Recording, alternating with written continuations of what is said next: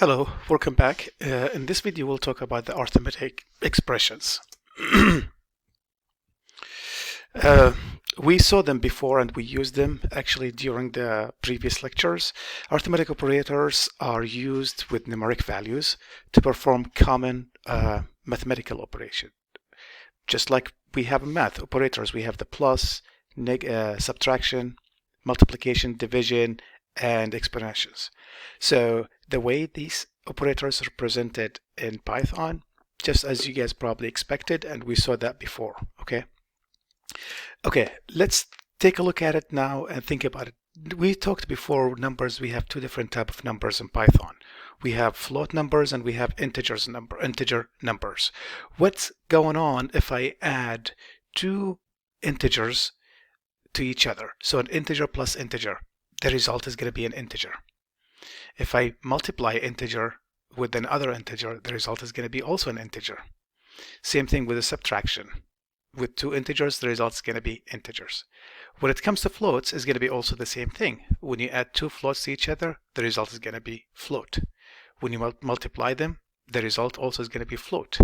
When you subtract them, the result also going to be float. Okay. But what if I divide two integers? What's the results going to be? The result's going to be a float. Take a look over here. It's not going to be an integer, it's going to be a float.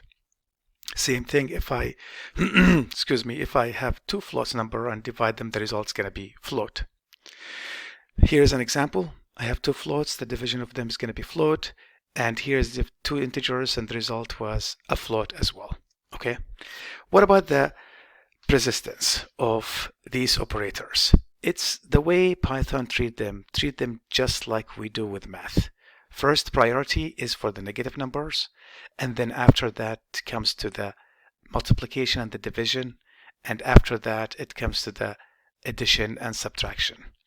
And if you have two operators there, the same strength is going to be which one comes first from the left hand side to the right hand side. Okay, so let's take a look at this example. This is a very simple example. Believe it or not, what you see over here in the left hand side is exactly equal what you see in the right hand side. Okay, we're going to go step by step and we're going to see how that thing is going to work. First, as you guys can see from here, the left hand side, I have 2 as a negative. So this is the highest priority. And then after that, what do I have? I have the multiplication, which is -2 times 4. And the third in my equation or my expression is adding the result of this, which is -8, added to 3. And the final result is going to be -5. So this is basically the way the order it goes in Python. It's very important to avoid writing something correct in this format. It might be very difficult and might be it's probably going to be easy to make a mistake.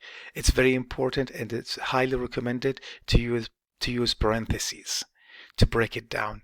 When you use parentheses, you are very clear and it's going to be very simple for you to review it as well. Okay, I hope this was clear and you can go ahead and try this one in PyCharm.